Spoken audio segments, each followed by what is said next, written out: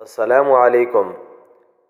یہ بدنام زمانہ امریکی عقوبت کدے میں مسلمان قیدیوں کو سزا دینے پر مسلط دو امریکی فوجیوں کے اسلام قبول کرنے کی داستان ہے۔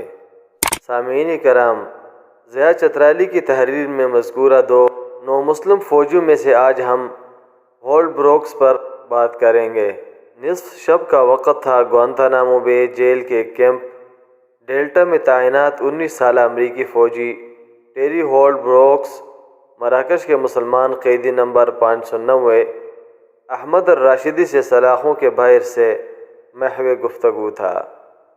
بروکس کی خواہش پر احمد الراشدی نے جیل کی سلاخوں سے ایک پرچی بروکس کے حوالے کی، جس پر عربی اور رومن انگلش میں کلمہ طیبہ درج تھا۔ بروکس نے اس کلمے کو پڑھا اور احمد الراشدی نے اسے مسلمان ہونے کی مبارکباد دی اور اس کا اسلامی نام مصطفیٰ عبداللہ تجویز کیا۔ دونوں نے ایک دوسرے کو گلے لگایا، مگر ان کے درمیان میں جیل کی سلاخیں حائل تھیں۔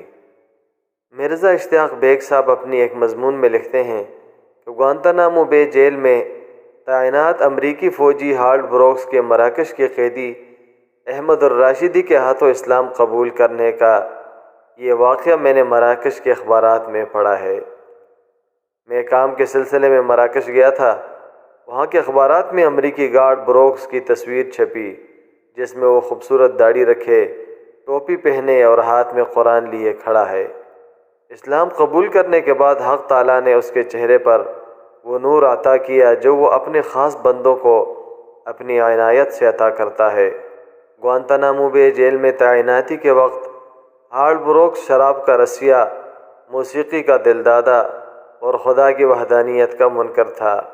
اس کے دائیں بازو پر نقش و نگار ٹیٹو بنا تھا، جس میں تحریر تھا: شیطان کے کہنے پر چلو۔ گوانتانامو بے جیل بھیجنے سے قبل ٹریننگ کے دوران اسے 9/11 کے واقعات کی ویڈیوز دکھائی گئیں۔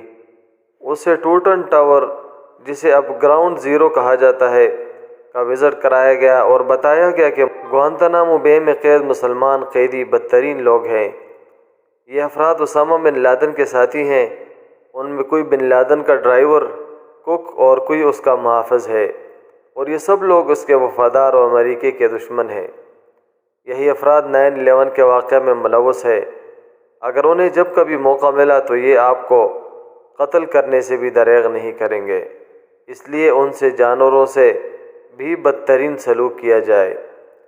گوانتانامو بے جیل کے مختلف کمروں میں بند قیدیوں پر کڑی نظر رکھنا اور ان کی تفتیش کاروں تک لے جانا بروکس کی ڈیوٹی میں شامل تھا۔ وہ روز ان قیدیوں پر انسانیت سوز مظالم اور قرآن کی بے حرمتی کے واقعات اپنی آنکھوں سے دیکھتا تھا اور انہیں برا محسوس کرتا تھا۔ اس کے دوسرے ساتھی گارڈ شراب کے عادی، عیاش اور تعصب سے بھرے تھے، اور وہ حکام کی جانب سے ملنے والے احکامات پر اندھا دھند عمل پیرا ہوتے تھے۔ اپنی ڈیوٹی کے دوران اس سے ان قیدیوں کے ساتھ ملنے کے کافی مواقع میسر تھے۔ ایسے میں اس کی دوستی مراکش کے قیدی احمد الراشدی سے ہو گئی، جو ہمیشہ اس سے اسلام کی تعلیمات سے آگاہ کرتا رہتا تھا۔ ہولڈ بروکس کا کہنا ہے کہ مسلمان قیدیوں کا اپنے مذہب سے لگاؤ اور ظلم و تشدد کے باوجود ان کے چہروں پر مسکراہٹ نے اسے سب سے زیادہ متاثر کیا۔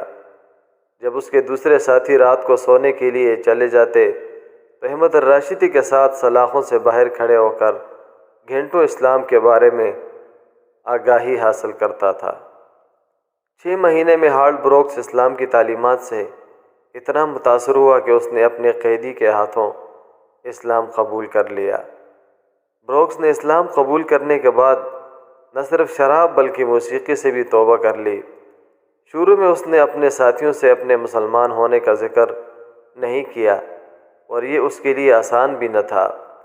جب وہ ساتھیوں سے باتھ روم میں جانے کا بہانہ بنا کر 5 وقت کی نماز ادا کرتا تھا۔ مسلمان ہونے کے بعد وہ اپنے فرائض منصبی سے نالاں تھا اور یہ محسوس کرتا تھا کہ مجھے اگرچہ آزادی حاصل ہے جو ان قیدیوں کو حاصل نہیں، مگر اس کے باوجود وہ ایک قیدی سے بھی بدتر ہے، کیونکہ وہ اپنے افسران کا صحیح اور غلط حکم ماننے کا غلام تھا اس کے لیے وہ لمحات بڑے ہی ناخوشگوار ہوتے تھے جب قرآن مجید کی بے حرمتی کی جاتی تھی یا قیدیوں پر تشدد کیا جاتا تھا۔ جب اس کے افسران کو اس کے قبول اسلام کا علم ہوا تو انہوں نے اسے فوجی نظم و ضبط کا پابند نہ ہونے کا بہانہ بنا کر فوج سے نکال دیا۔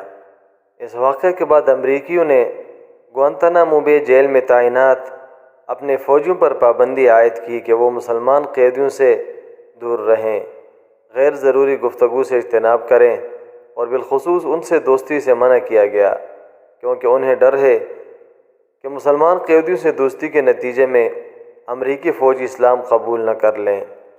گوانتانامو بے جیل میں تعینات امریکی فوجی اسلام اور اس کے ماننے والوں کے دلوں سے اس کی محبت کم کرنے میں تو ناکام رہے، مگر ان کے دو فوجی اسلامی تعلیمات سے متاثر ہو کر اور اپنے ہی ساتھیوں کے اسلام کے بارے میں رویے سے متنفر ہو کر مسلمان ہو گئے۔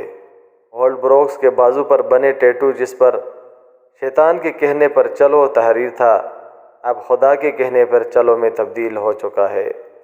مصطفیٰ اب دین حق کے بڑے داعی ہے، وضع قطبی ایسی اپنائی ہے کہ دیکھنے میں عالم دین لگتے ہیں۔ وہ اچھے لکھاری بھی ہیں اور قلم کے ذریعے بھی دعوت دین کا کام کر رہے ہیں۔ حرمین شریفین کی زیارت سے مشرف ہو چکے ہیں اور میڈیا سمیت جہاں موقع ملتا ہے مظلوم مسلمانوں کے لیے آواز بلند کرتے رہتے ہیں۔ سبسکرائب کے بٹن پہ کلک کریں، بیل کے آئیکن پہ کلک کیجئے تاکہ ہر نئی ویڈیو کی نوٹیفیکیشن آپ کو مل جائے۔